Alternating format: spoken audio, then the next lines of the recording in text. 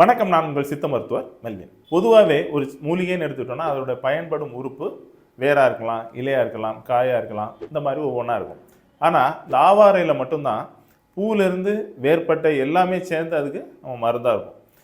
அதனால தான் ஆவாரை பூத்திருக்க சாவாரை கண்டதுண்டா அப்படின்னு பழமொழியே இருக்குது. இந்த ஆவாரையில் உள்ள 5 பொருட்களை சேர்த்து ஆவாரை பஞ்சாங்கம் அப்படின்னு சித்த மருத்துவத்தில் ஸ்பெஷலாக குறிப்பிடப்பட்டிருக்கு. இதில் என்னெல்லாம் வரும் அப்படின்னா ஆவாரையோட வேர்பட்டை, ஆவார பிசின், ஆவாரம் இலை கொழுந்து, ஆவாரம் பூ, ஆவாரம் விதை. இந்த 5 பொருட்களையுமே ஈக்குவல் ரேஷியோவில் எடுத்துக்கிட்டு அதை நல்லா காய வச்சு பவுடர் ஆக்கிங்க. இதை டீ மாதிரி யூஸ் பண்ணலாம், இல்லை வெந்நில கலந்து கூட சாப்பிடலாம். இது சுகர் பேஷண்ட்ஸுக்கு ஒரு வரப்பிரசாதம்னே சொல்லலாம். இந்த சுகர் லெவலில் கண்ட்ரோல் பண்ணது மட்டும் இல்லை, அதில் உள்ள காம்ப்ளிகேஷன், கை கால் எரிச்சல், காந்தல், நோவுக்கெல்லாம் இது ஒரு நல்ல மருந்தாகவும் இருக்கும். இதை ரெகுலராகவே யூஸ் பண்ணலாம். டயபெட்டிக் பேஷண்ட்ஸ் இல்லாதவங்களும் இதை எடுக்கும்போது அவங்களுக்கு ஒரு புத்துணர்ச்சி கிடைக்கிறத ஃபீல் பண்ணலாம். ட்ரை பண்ணி பார்த்துட்டு எப்படி இருந்தது அப்படிங்கிறத கமெண்ட்ல சொல்லுங்கள்.